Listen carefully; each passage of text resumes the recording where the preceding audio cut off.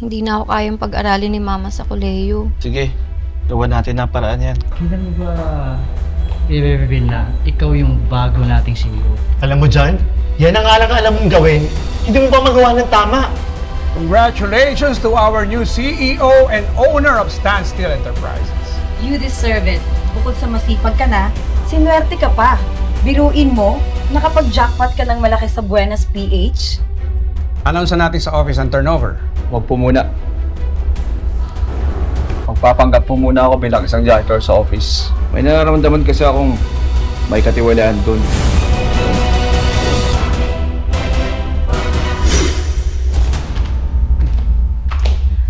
Ang dugit naman! Janitor!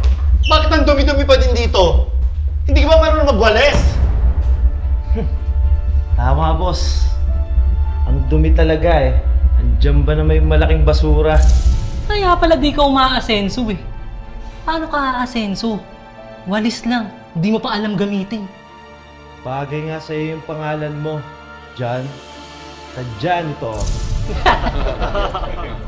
Alam mo dyan, yan ang alang alam mong gawin. Hindi mo ba magawa ng tama? Pero dahil sa mabait ako, hindi kita sisisantihin. Para makita mo pa rin si Monica. Para lalo mong maramdaman kung gaano kalayong agbat yung dalawa. Sumusobra na kayo ah. Masyado kayong mayayabang. Nagawa niyo lang naman yung trabaho niya. Pagsisisigan niyo to sa huli.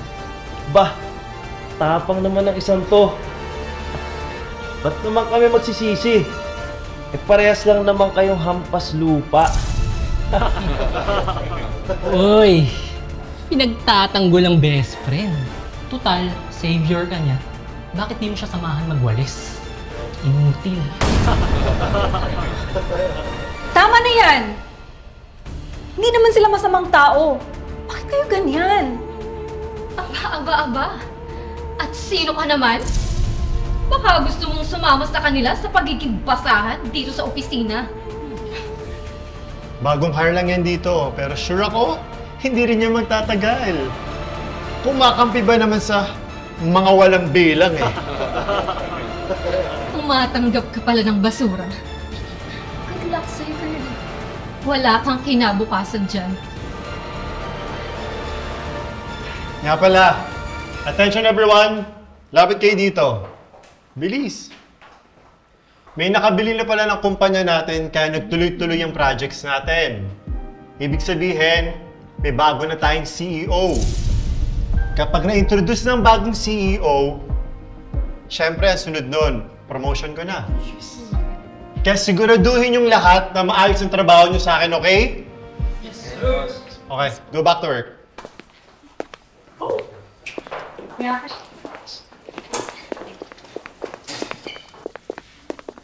Salamat ah. Hindi mo na dapat ginawa yun. Baka pag-initan ka din. Nga pala, ako si Jan. Grace, wala yun. Mali naman talaga yung ginagawa nila. At sa nakikita ko naman, mukha kang mabuting tao.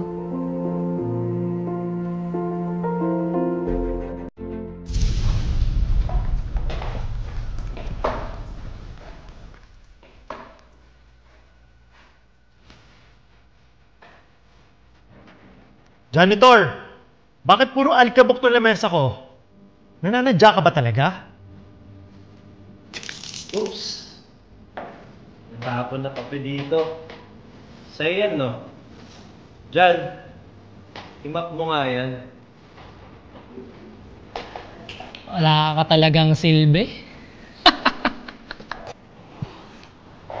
Tama lang talaga na iniwan kita. Kasi tignan mo ako. Umaasenso. At ikaw, lalong lumulubog. Diyan ka na nga.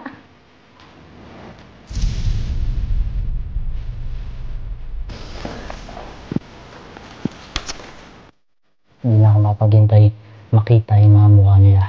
Pag nalaman nila, may kayong bagong may-ari ng kumpanyang ito.